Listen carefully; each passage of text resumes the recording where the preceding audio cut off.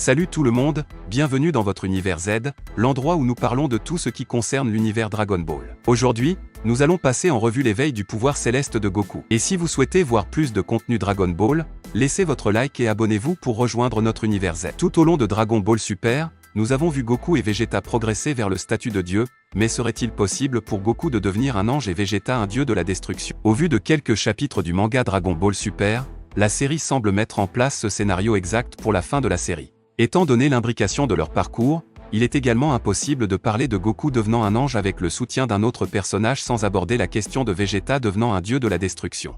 Il existe de nombreuses preuves que ces deux situations se sont réellement produites, alors commençons à en parler dans la vidéo d'aujourd'hui. Si Goku et Vegeta ont récemment choisi des chemins différents pour atteindre le sommet, leurs premières étapes étaient exactement les mêmes.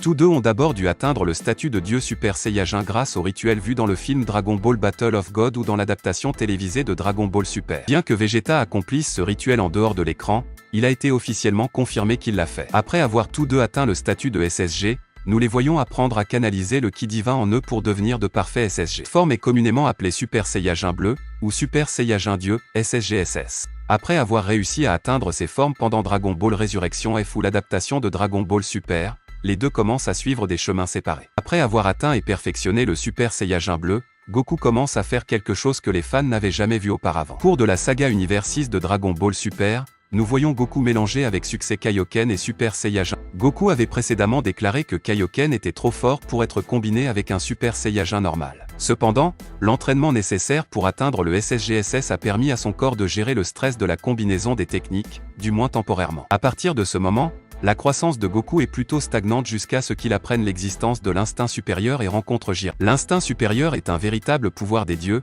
qui permet au corps d'esquiver et d'attaquer instinctivement sans aucune directive du cerveau. Whis l'utilise sans effort lorsqu'il s'entraîne avec Goku et Vegeta, étant capable d'esquiver leurs attaques les yeux fermés. Bloque son instinct supérieur pour la première fois lors du tournoi de puissance, face à Jiren, après que Goku ait absorbé sa propre bombe spirituelle. Cette absorption a poussé son corps à la limite, créant de nouvelles frontières et permettant à Goku d'explorer l'instinct ultra. Plus tard dans le tournoi, Goku obtient finalement le contrôle total de l'instinct supérieur, connu sous le nom d'instinct supérieur maîtrisé. Sous cette forme, une aura bleu-blanc enveloppe Goku et ses pupilles deviennent plates. Tous les dieux présents sont impressionnés et se lèvent par respect pour l'exploit de Goku. Goku a encore un long chemin à parcourir avant de maîtriser pleinement l'instinct supérieur. Cependant, nous voyons ici qu'il est au moins capable et respecté pour avoir pénétré dans le royaume des dieux. Ce moment met vraiment en avant l'argument selon lequel Goku peut devenir un ange. Le parcours de Vegeta est légèrement plus tardif que celui de Goku. Après avoir perfectionné le SSGSS, Vegeta passe pas mal de temps dans Dragon Ball Super avant de s'entraîner ou de révéler une nouvelle forme. Nous voyons Vegeta essayer d'activer l'instinct supérieur pendant le tournoi de puissance,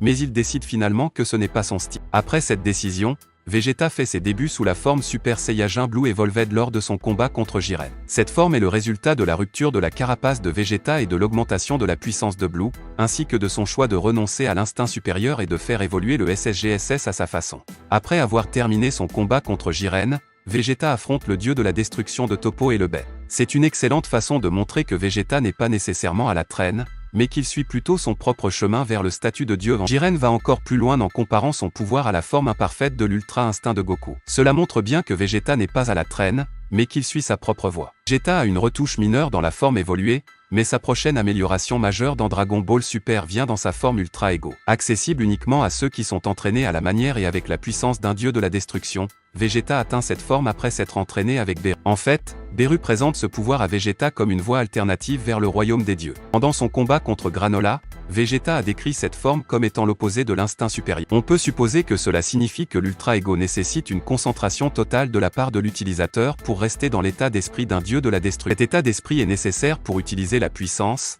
il est donc logique qu'il soit décrit comme l'opposé de l'instinct supérieur. Ayant tous deux accès à des formes de pouvoir divin, Goku et Vegeta ont toutes les chances d'obtenir respectivement le statut d'ange et de dieu de la destruction. Il ne leur reste plus qu'à entraîner leur corps jusqu'à ce que ces états puissent se produire naturellement, sans transformation forte. Bien que cela puisse sembler facile, les fans se souviennent de la saga cellulaire où Goku et Gohan ont eu besoin de près d'un an pour maintenir constamment leur forme de Super Saiyajin. Étant donné le statut beaucoup plus élevé de l'Ultra Ego et de l'instinct supérieur, on peut dire que Goku et Vegeta ont un long chemin à parcourir avant d'y arriver. Dépendamment des préoccupations temporelles, il est clair que Goku deviendra un ange et Vegeta un dieu de la destruction. Les allusions subtiles dans leur voyage jusqu'à présent sont trop nombreuses pour être ignorées. Si l'on combine les parallèles et les différences, c'est un présage assez évident pour l'avenir de nos héros. Cependant, ce n'est pas parce que vous possédez l'instinct supérieur que votre puissance sera équilibrée. Goku ne serait pas au niveau de Bill, et encore moins de Whis. Bien que cette capacité ait une forme et un niveau particulier, où l'expérience, la réaction, la prédiction, la vitesse, la puissance et tout le reste rendent Goku bien supérieur aux autres personnages,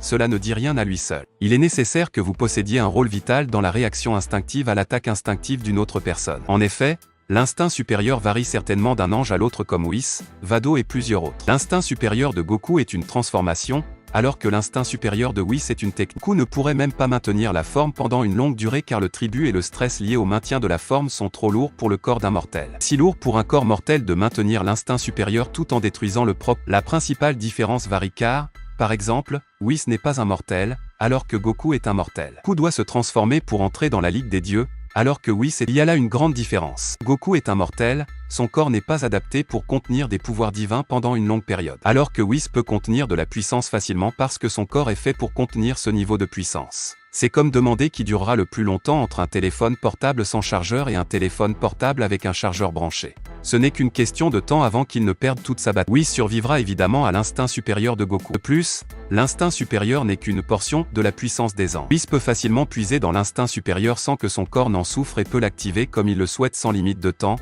contrairement à Goku. Il semble même pouvoir maintenir son instinct supérieur sans risquer de perdre son état. Il semble également être capable de créer n'importe quoi à partir de rien, comme la façon dont le grand prêtre crée un métal Kashin qui était le métal le plus dur du multivé Dragon Ball utilisé dans l'anneau du tournoi, afin qu'il puisse résister au niveau de puissance outrageux des combattants. N'oubliez pas que les combattants sont probablement des destructeurs de niveau planétaire.